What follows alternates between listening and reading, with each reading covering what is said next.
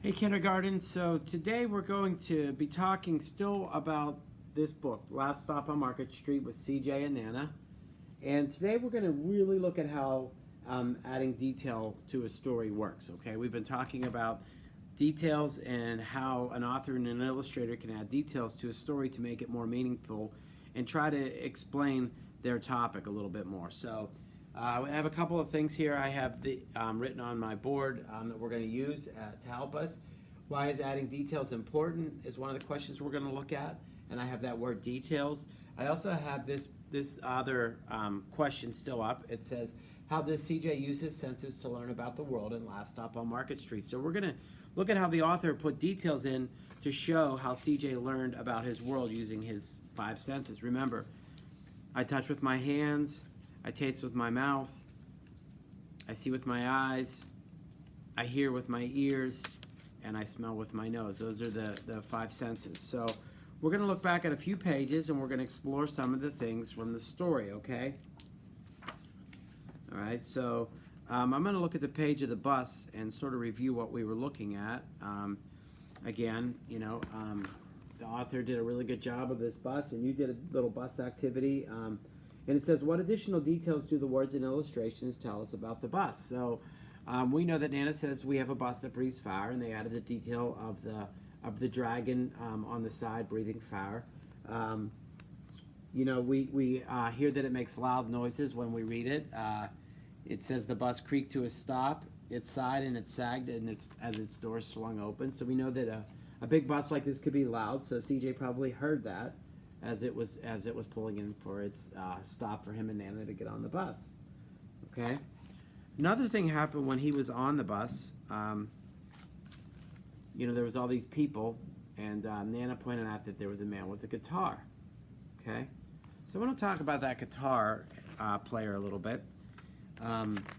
Because it had different sounds. Remember, CJ was upset because he noticed two boys coming on with listening to music with their earbuds, and he said, I want one of those.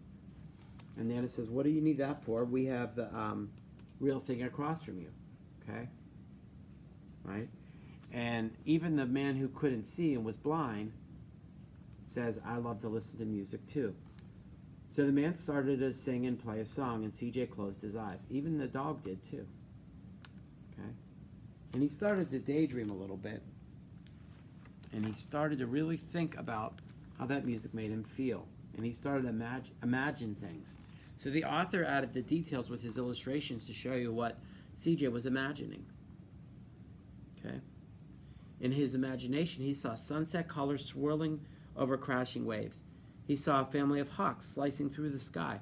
He saw the old woman's butterflies dancing free in the light of the moon.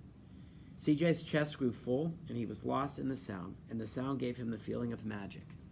So those words are the details that the author uses to show how music can make you think of really cool things.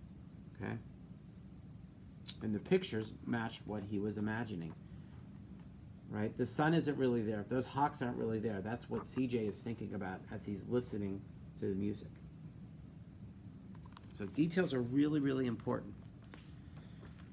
Okay, when they get off the bus, they're in a different part of the city, and it's a little bit rougher neighborhood, okay?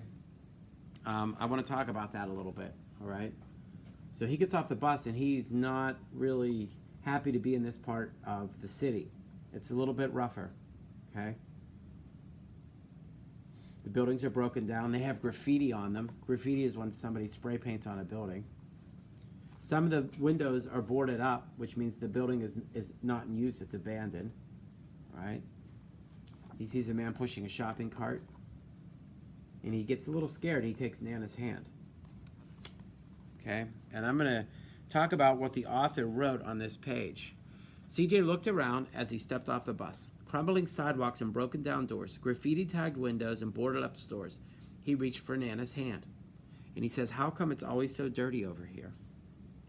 She smiled and pointed to the sky. Sometimes when you're surrounded by dirt, CJ, you're a better witness for what is beautiful.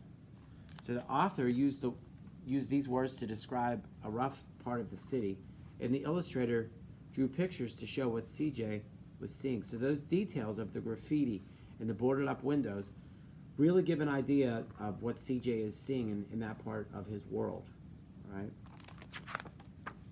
It stopped raining when they got there. And remember, Nana said you have to look for beauty everywhere. And CJ looked up and he saw a rainbow.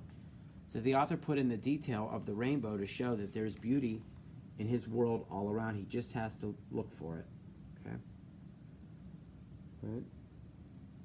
So those details that the author and the illustrator use help make you understand how CJ uses his senses throughout the story. All right?